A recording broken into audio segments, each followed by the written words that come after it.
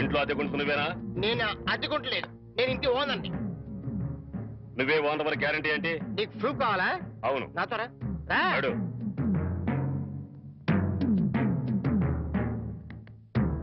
ఈ నెల అద్దె ఎప్పుడు కడతావు? కడతాను రా, మా రౌడీ గారు వస్తే నీ ఒంటి కట్లు కడతాను రా. అద్దె అడిగితే సిలిండర్ వేసి ఇస్తావేంటి? అద్దెగా కడతా, తప్పకుండా కడతా. హెడ్ తాకట్టు పెట్టాను సరే కడతా, సరేనా? కడతా కదా.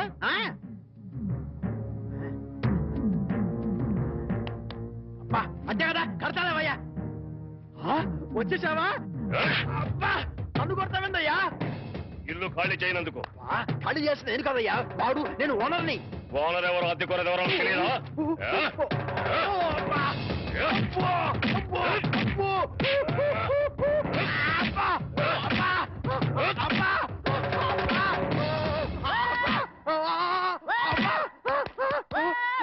ఆడెళ్ళిపోయి చాలాసేపు అయింది. మనతో పెట్టుకుంటే రంగు పడుద్ది. పడిందిగా.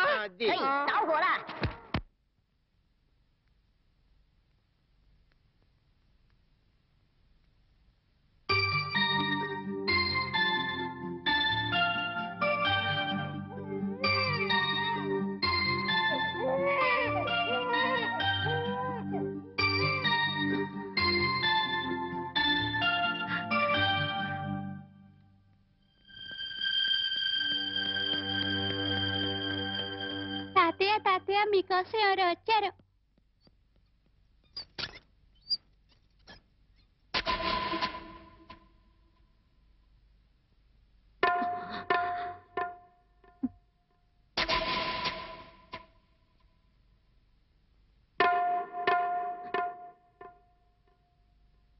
ఎవరమ్మా నువ్వు? చెప్పమ్మా, ఎవరు నువ్వు? నువ్వెవరో నాకైతే తెలీదు. ఒకవేళ మా ఆవిడికి ఎవరో తెలుసేమో. ఒక్కసారి పిలుస్తానుండమ్మా. పూర్ణ, పూర్ణ.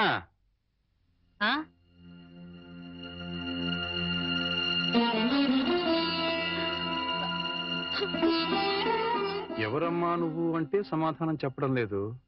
ఈవిడి గారు ఎవరో నీకెవరో తెలుసా? నాకు తెలీదండి, ఎప్పుడూ చూసిన గుర్తు కూడా లేదు. నన్నలా పిలవకమ్మా. నన్నలా పిలిచే హక్కు నా కూతురు సీతకొక్కదానికే ఉంది. నీకేం కావాలి? ఏమిటే చూడకపోతే ఆవిడ చాలా ధనవంతురాల్లో ఉంది. ఏదో కావాలని నీ పెంకుటింటి ముందు నిలబడి అడగాల్సిన కర్మ ఆవిడకేం పట్టిందే?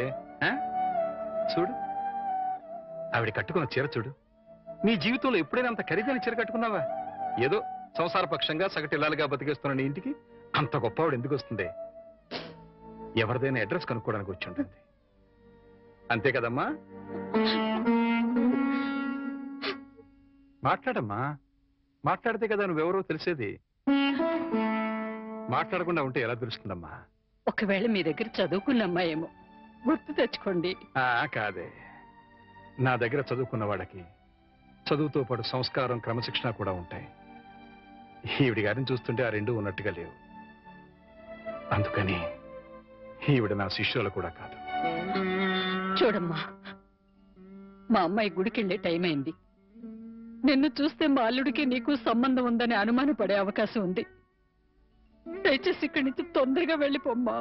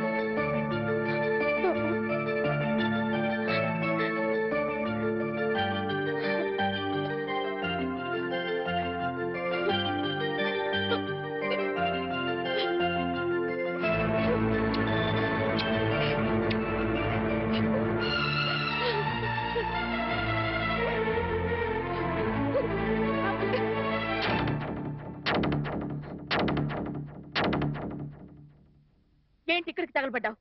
నా బాబుని ఎత్తుకుపోదావనా? మా ఆయన్ని లేపుకుపోదావనా? నా ఇంటికి వచ్చినా మా వారితో మాట్లాడినా నరికి పోగులు పెడతాను. సీత, నా మాట కాస్త వింటావా? ఏంటే నీ మాట వినేది? నీలాంటి బజార్ దాని మాటలు వినాల్సిన అవసరం నాకు లేదు. ఏ మొహం పెట్టుకుని ఈ ఊరికొచ్చావే? సిగ్గులేని జన్మ, ఎందులో పడి చావాల్సింది.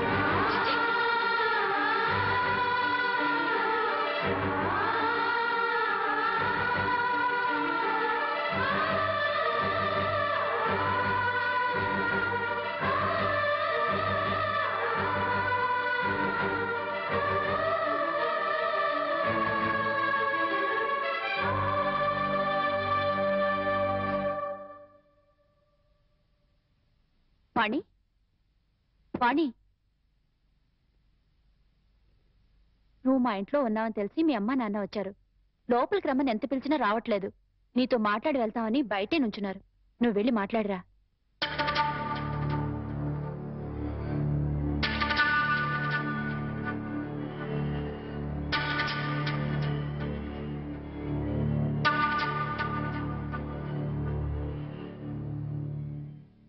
ఇంటి దగ్గర నువ్వెవరో తెలియనట్టు మాట్లాడి ఇక్కడికి ఎందుకు వచ్చారా అని ఆశ్చర్యపోతున్నావమ్మా?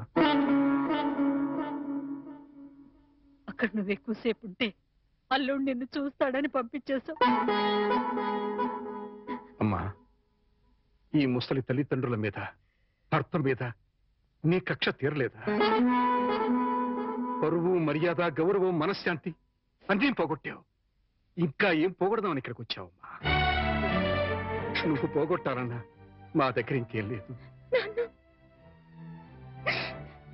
ఆ నాన్నని వాడు ఒకడున్నాడు, వాడు నీకు జన్మనిచ్చాడు, పెంచి పెద్ద చేశాడు అనే విశ్వాసం నీలో ఏమాత్రం ఉన్నా సాయంకాలానికల్లా ఈ ఊరుదులు పెట్టి వెళ్ళిపో. లేదు, నేను వెళ్ళనంటావా? చెప్పు, మేమే ఈ ఊరుదులు పెట్టి వెళ్ళిపోతాం. అమ్మా, నీకు 2 చేతులు ఎత్తి దండం పెడతాను.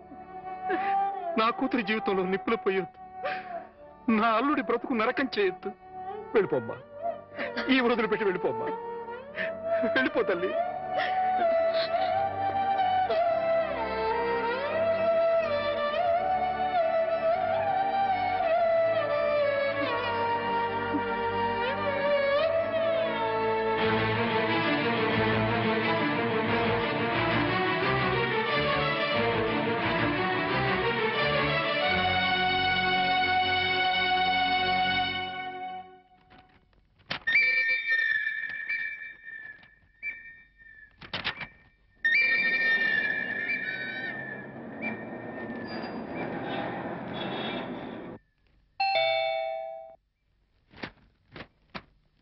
ఎవరు?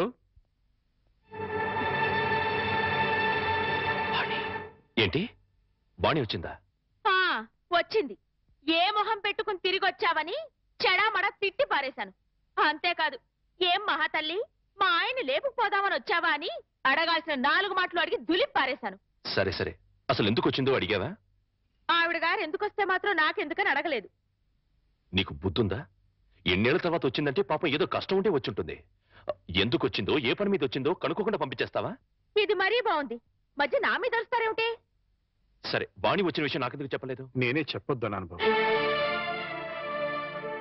అది మళ్ళీ నీ కంట పడితే గతం నీకు గుర్తుకొస్తుందని, ప్రశాంతంగా ఉన్న నీ మనసు మళ్ళీ పాడైపోతుందని నేనే చెప్పొద్దన్నానయ్యా. మామయ్య, పోనీ వాణి ఎక్కడుందో తెలుసా? మా ఇంట్లో ఉంది. ఇంతకు మునిపే మా ఇంటికి వచ్చింది. ఎప్పుడు కళకళలాడుతుండే ఆ మొహంలో కళాకాంతులు లేవు. మనసులో పశ్చాత్తాపం, మాటలో పశ్చాత్తాపం, ముఖంలో పశ్చాత్తాపం. తను చేసిన తప్పును తలుచుకుని కుళ్ళి కుళ్ళి ఏడుస్తోంది. నీతో ఒక్క మాట చెప్పినమని నన్ను పంపించిందయ్యా. ఇంకో అరగంటలో ట్రైన్కి వెళ్ళిపోతున్నాను అంకుల్. శాశ్వతంగా వెళ్ళిపోతున్నాను. ఇంకెప్పుడు ఎవరికి కనిపించను. ఒక్కసారి ఆయనతో మాట్లాడాలి, తీసుకురావు అని ఆ బిడ్డ దీనంగా అడుగుతుంటే కడుపు తరుక్కుపోయిందయ్యా. చేతకాక చిన్న పిల్లల్ని ఏడ్చేశాను. రామారావు, వాణ్ణి తను పోగొట్టుకున్న స్థానాన్ని సంపాదించుకోవాలని అనుకోవటం లేదు. తనకు ఆశ కూడా లేదు. కేవలం నిన్ను కలుసుకోవాలని, మాట్లాడాలని తపన. మళ్ళీ జీవితంలో అవకాశం వస్తుందో రాదో నన్న ఆరాటం. అమ్మను కానీ నాన్నను కానీ కనీసం తన కన్న బిడ్డను కానీ చూడాలనుకోవటం లేదు. కేవలం నిన్ను చూడాలనుకుంటుంది, నీతో మాట్లాడాలనుకుంటుందయ్యా. ఆలోచించుకునే వ్యవధి లేదు రామారావు. అమ్మాయి వెళ్ళిపోవడానికి టైం అయిపోతుంది. నువ్వు తనను క్షమించినా క్షమించకపోయినా పర్వాలేదయ్యా. ఆ అమ్మాయి క్షమించమని నిన్ను ఒక్కసారి అడగడానికి అవకాశం ఇవ్వు రామారావు. Please please. సీత, నేను వాణితో మాట్లాడొస్తాను. ఆగండి, ఒక్క నిమిషం.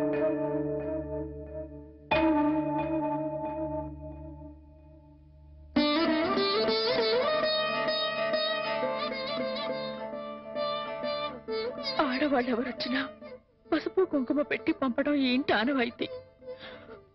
ఆవిడ మీకు చేసిన ద్రోహం గుర్తొచ్చి కడుపు మండి తిట్టొచ్చాను. ఈ చీర పెట్టి వీడుకోలు చెప్పిరండి.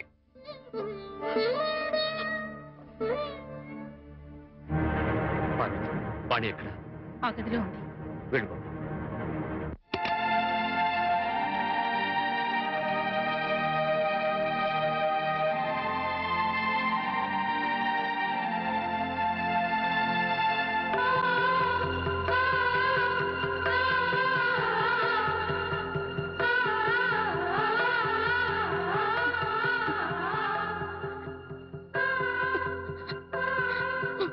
వాణి, బాగున్నావా?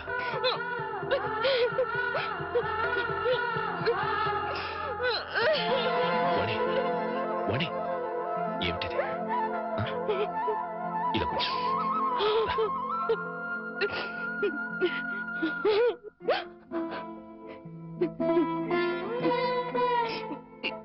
ఏమండి, మీతో ఎంతో మాట్లాడాలని ఉందండి, కానీ ఇప్పుడు నాకు టైం లేదు. నేను చెడిపోలేదండి, ఒట్టండి. ఎవరు నమ్మినా నమ్మకపోయినా నాకు అనవసరం. మీరు ఒక్కరు నమ్మితే నాకు అదే చాలండి. నమ్ముతున్నారు కదా? నమ్మకపోతే నిన్ను చూడటానికి వచ్చేవాడినే కాదు. చాలండి, ఇప్పుడు నాకెంతో తృప్తిగా ఉంది. ఏమండి, ఎవరూ లేని ఒంటరి దాన్ని అయిపోయానండి. వెళ్లే ముందు ఒక్కసారి మీ ఒళ్ళో పడుకుని నాకు మీరున్నారనే తృప్తితో వెళ్ళిపోతానండి. ఒప్పుకుంటారు కదా?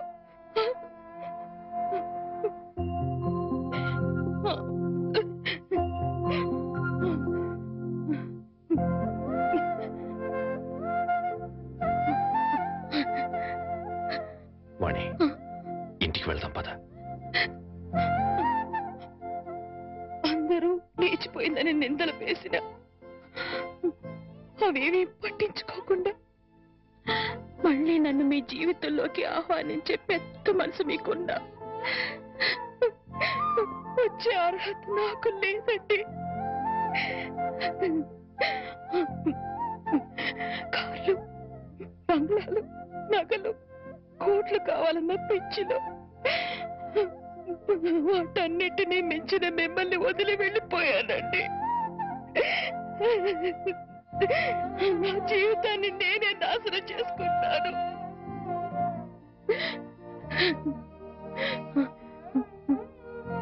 మళ్ళీ ఇంకో జన్మంటూ ఉంటే మీ భారీగానే పుడతానండి. ఆ జన్మలోనైనా అందరూ మెచ్చుకునే భార్యగా జీవితాంతం మీతో కలిసి జీవించాలని కోరుకుంటున్నానండి. ఇక హాయిగా వెళ్ళిపోతానండి.